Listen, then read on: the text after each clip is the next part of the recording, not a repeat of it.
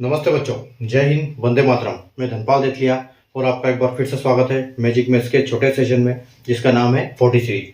40 यानी कि daily dose bye Dhanpal देथलिया, और एक ऐसी सीरीज जिसमें एक इंपॉर्टेंट क्वेश्चन का डोज आपको डेली मिलता है। इंपॉर्टेंट डोज यानी कि इंपॉर्टेंट क्वेश्चन जो कि PY के होते हैं, प्रीवियस ईयर क्वेश्चन जो पहले एग्जाम्स में आए हुए हैं, उस टाइप के क्वेश्चन आपके लिए डेली लेके आता हूँ।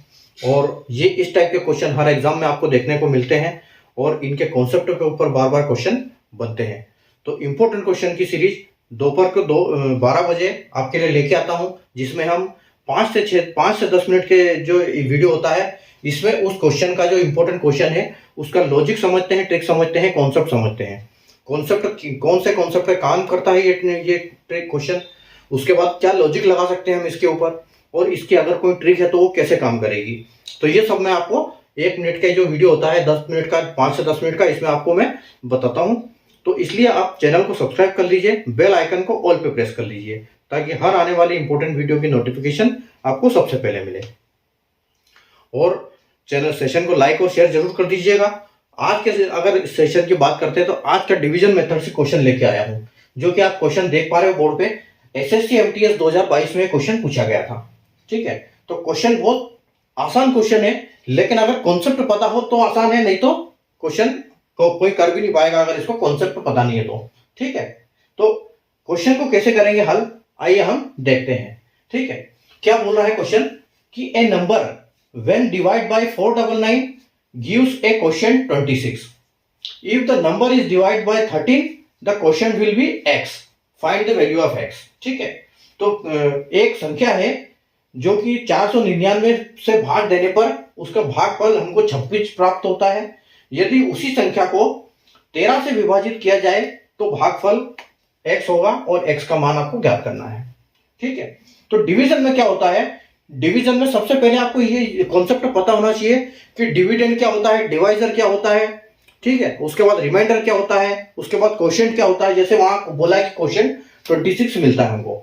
ठीक है, तो यहां पर देखो, यहां पर कॉन्सेप्ट क्या है, ये क्वेश्चन का मतलब बोल रहा है कि मान लो एक संख्या a है आपकी। ठीक है, ये संख्या है, अगर इस संख्या को 499 से मल्टीप्लाई किया जाए, हम डिवाइड ऐसे करते हैं, मैं आपको इसीलिए बताता हूं ताकि आपको अच्छे समझ में आए। ये कोई संख्या है, इसको 499 से अगर डिवाइड करते हैं तो जो क्वोशिएंट होता है, क्वोशिएंट यानी कि हमारा आंसर। ठीक है, क्वोशिएंट क्या आता है, 26।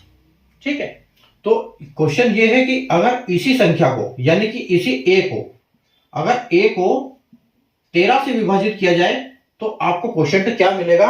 यहां पर आपसे पूछा गया है कि क्वोशिएंट क्या मिलेगा। ठीक है, अगर एक संख्या को 499 से डिवाइड किया जाता है तो क्वोशिएंट 26 मिलता है। उसी संख्या को 13 से डिवाइड किया जाएगा तो हमको क्वोशिएंट क्या मिलेगा, ये हमको फाइंड करना है। ठीक है, तो ये तो हो गया इसका क्वेश्चन। तो कॉन्सेप्ट इसका क्या है, देखो कॉन्सेप्ट हमेशा क्या होता है कि एक होता है डिविडेंड।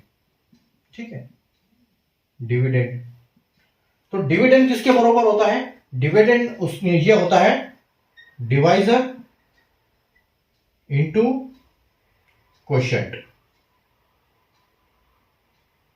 Plus remainder. ठीक है, यानी कि ये जो डिविडेंड है, तो इसमें क्या बोलेंगे, ये जो संख्या है, ये वाली और ये वाली, ये क्या है, ये डिविडेंड है। ठीक है, डिविडेंड, और अगर हिंदी में बात करें तो ये क्या है, भाजक। ठीक है, ये ये डिवाइजर, डिविडेंड नहीं डिवाइजर, ये क्या है आपका डिवाइजर, डिवाइजर यानी कि भाजक। ठीक है, और अगर हम इसमें a की बात करें तो ये a क्या है, a जो है यहां पर आपका a।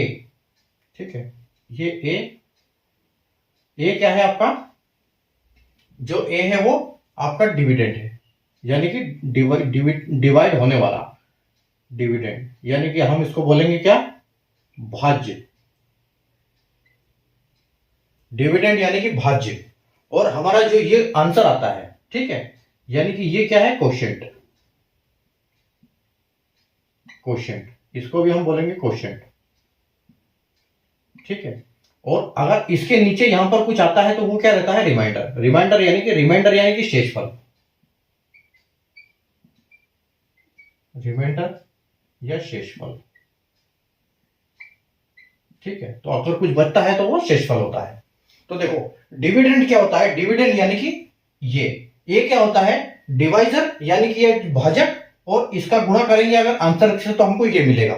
ठीक है, और कब ये मिलेगा, अगर कुछ रिमाइंडर है तो रिमाइंडर हमको प्लस भी करना पड़ेगा, अगर नहीं है तो कोई बात नहीं। क्वेश्चन के हिसाब से यहाँ पर कोई रिमाइंडर नहीं है। 499 एक ऐसी 499 से किसी संख्या को विभाजित किया जाता है तो हमको 26 मिलता है। ठीक है, तो ये कैसे आंसर मिलेगा, देखो अब हमको क्या है, देखो ये जो है इससे डबल है।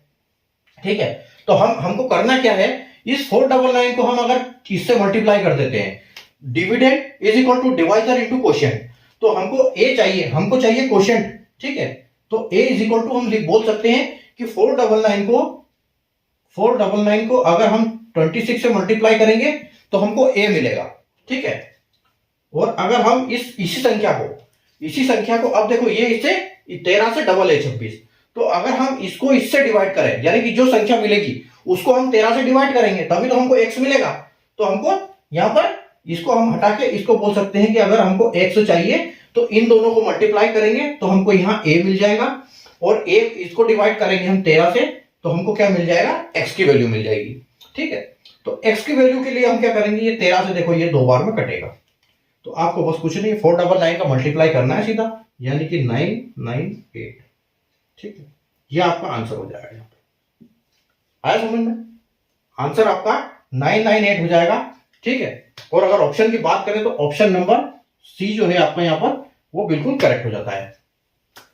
मतलब समझने वाली बात ये है कि आपको कॉन्सेप्ट समझ में आना चाहिए कि ये आपका डिवाइजर है, ये डिविडेंड है, ये क्वोशिएंट है, अगर नीचे कुछ है तो रिमाइंडर है।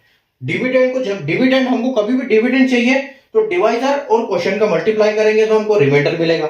ठीक है, अगर इस क्वोशिएंट चाहिए तो डिविडेंड को हम इससे डिवाइड कर देंगे तो हमको क्वोशिएंट मिल जाएगा।